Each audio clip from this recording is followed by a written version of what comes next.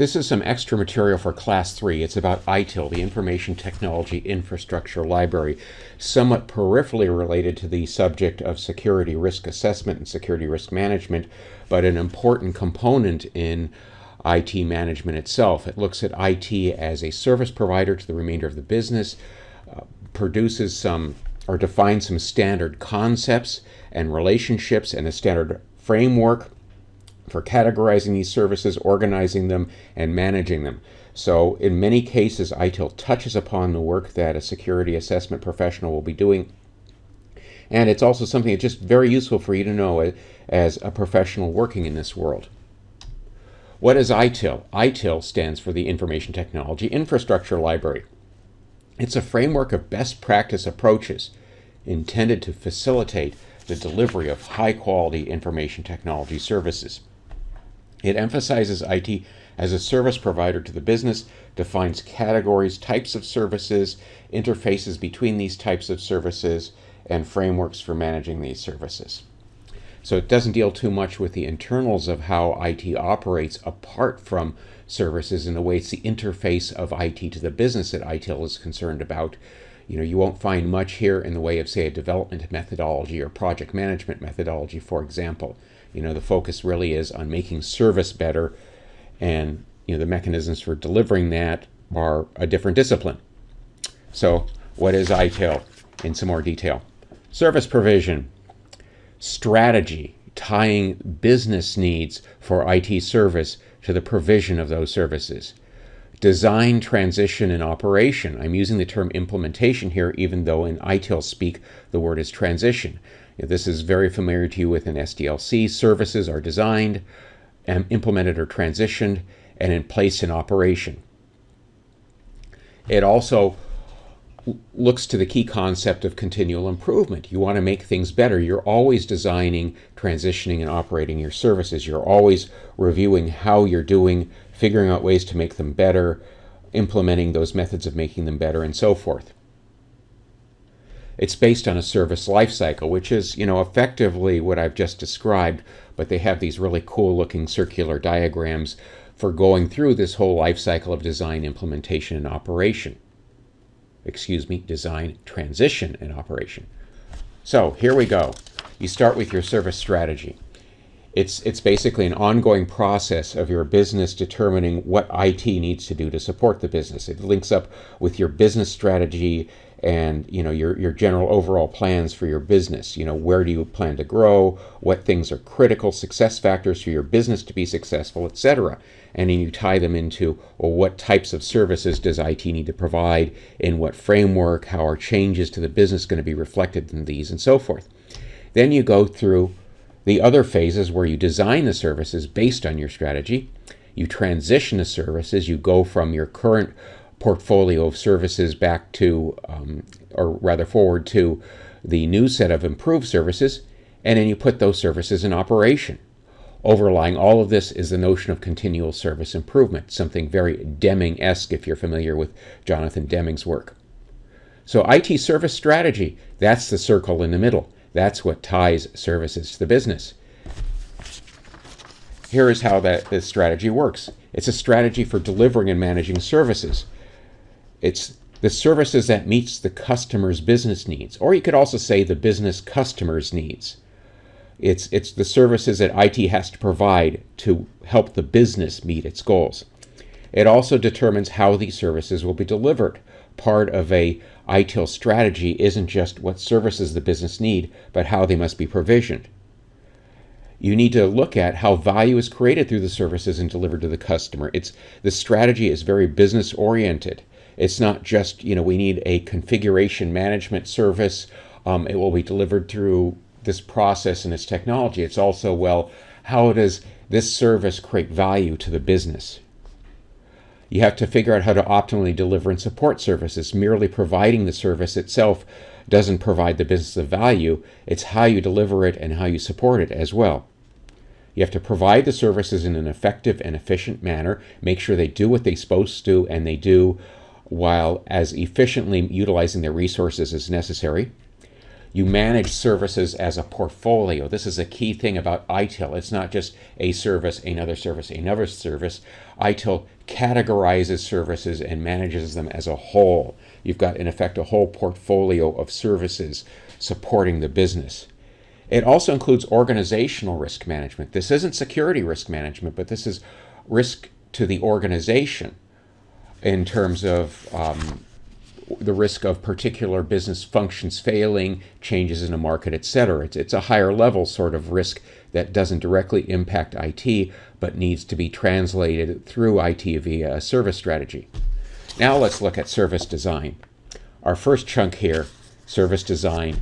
You take your service strategy and you figure out how to make it work. You come up with a design. So service design is designing IT services so as to realize or make real that service strategy.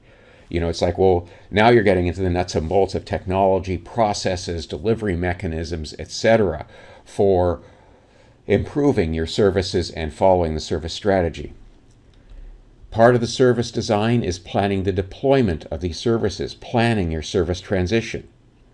You need to make sure these deployed services meet current and future business requirements. And a good thing to do is to implement metrics and measurements to verify that they're actually meeting your planned service requirements.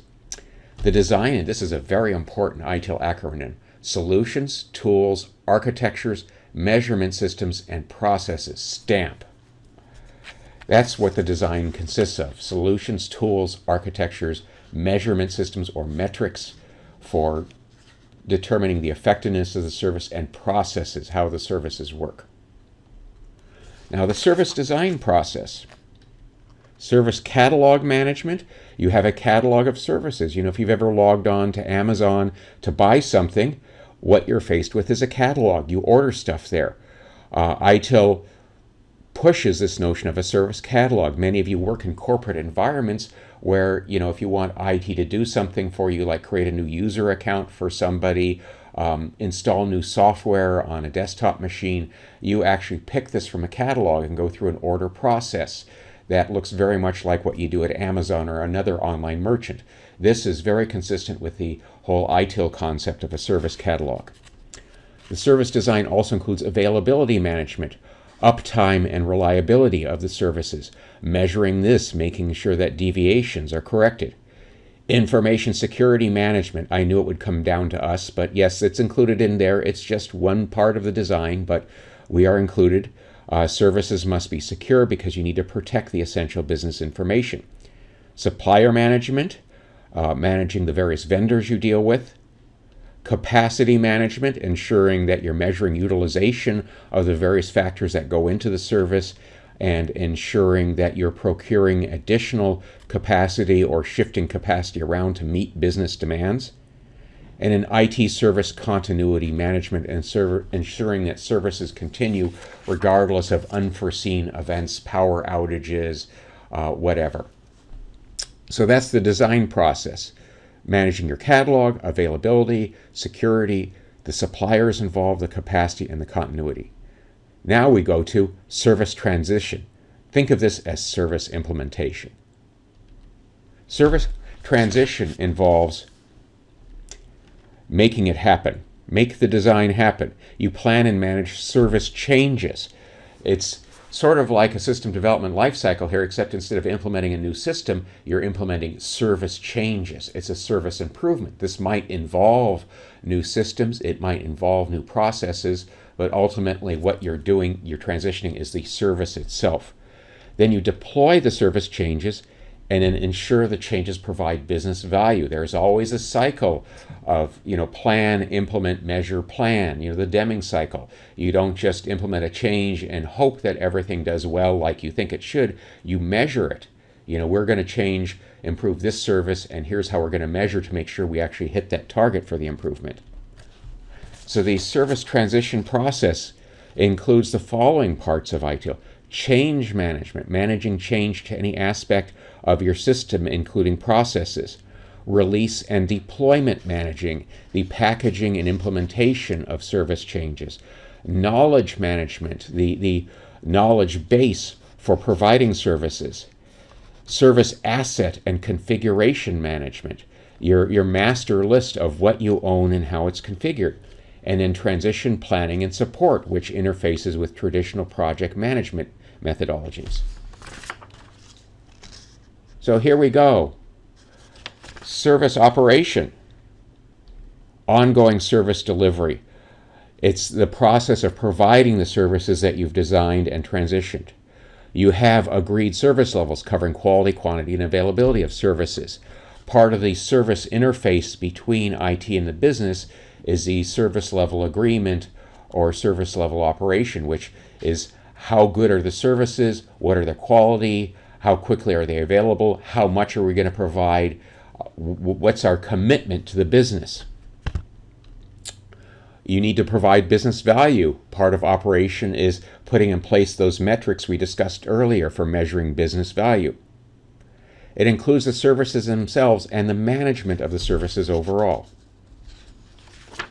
Service operation processes include incident management, dealing with things that happen, responding to them and routing them to the correct party for correction if required. Problem management, investigating incidents that are indicative of a problem that needs to be fixed or repaired.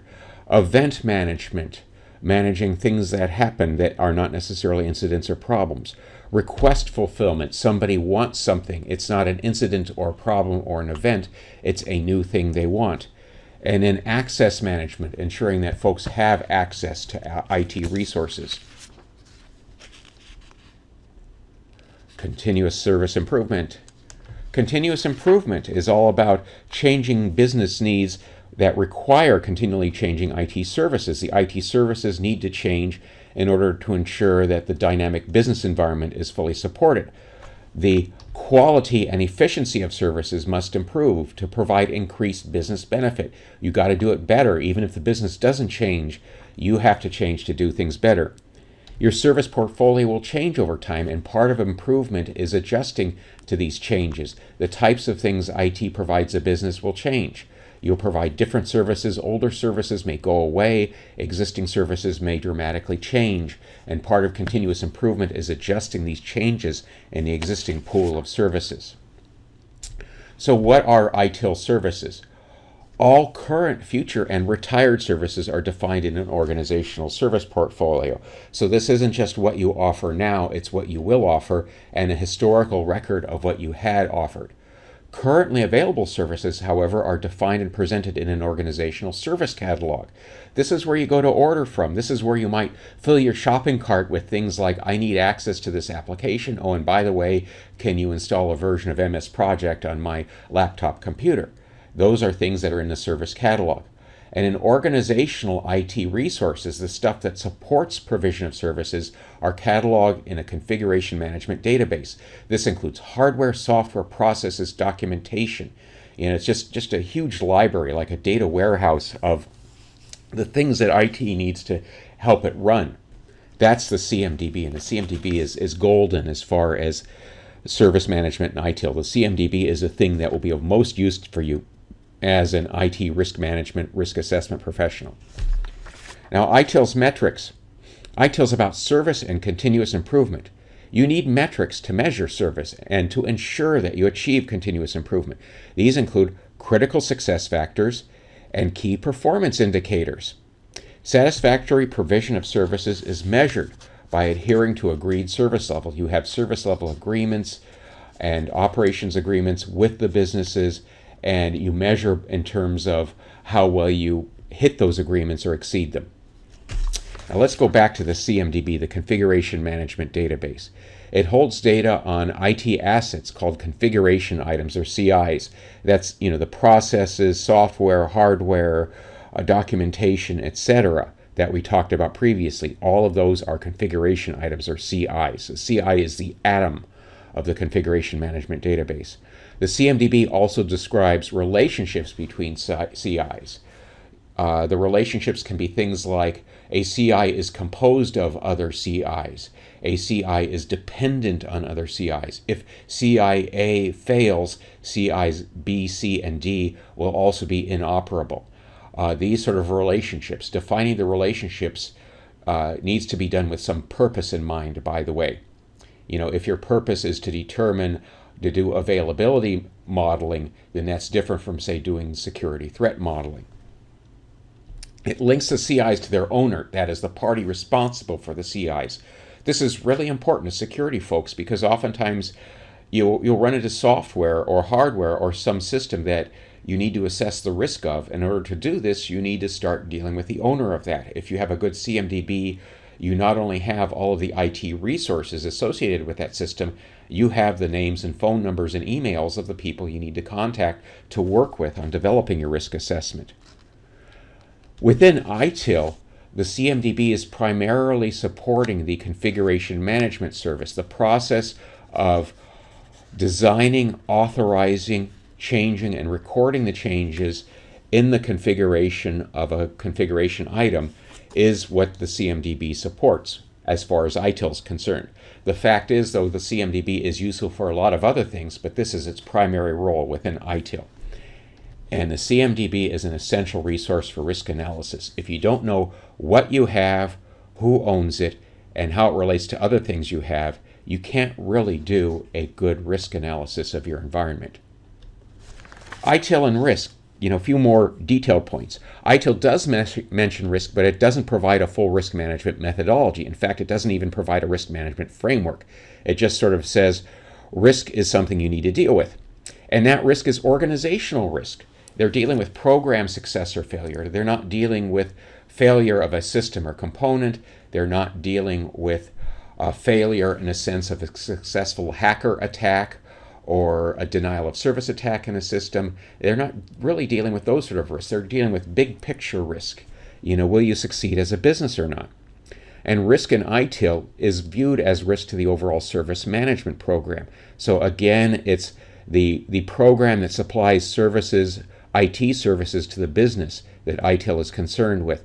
Not so much the business per se. If you're a financial institution or not concerned, ITIL doesn't care so much about market interest rate risk, for example, because that's not really an IT service.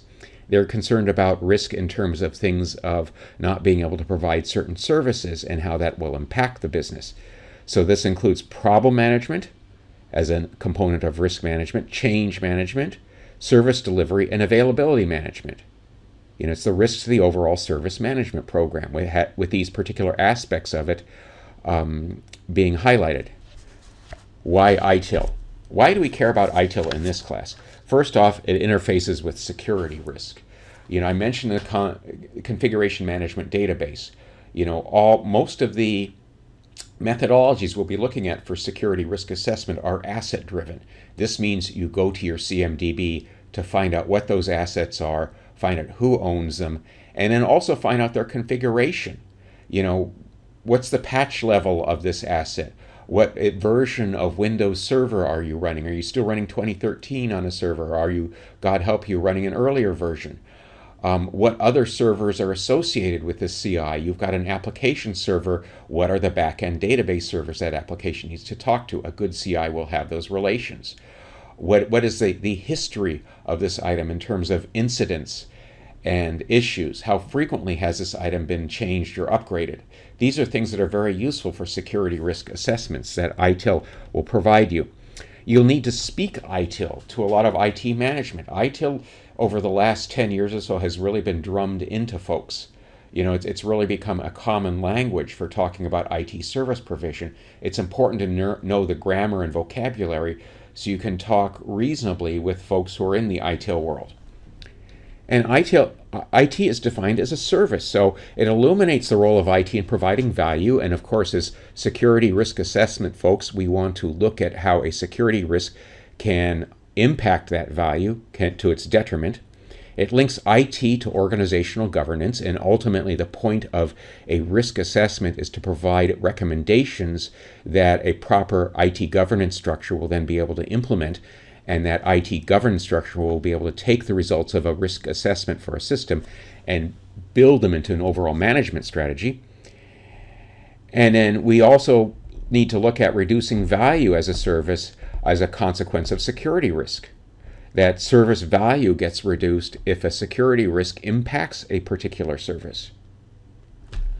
Organizations attempting to implement the ITIL create processes and resources that are important to risk management. For example, CMDB lists assets requiring protection, defines their owner, current state in relation to other assets, as we've said before.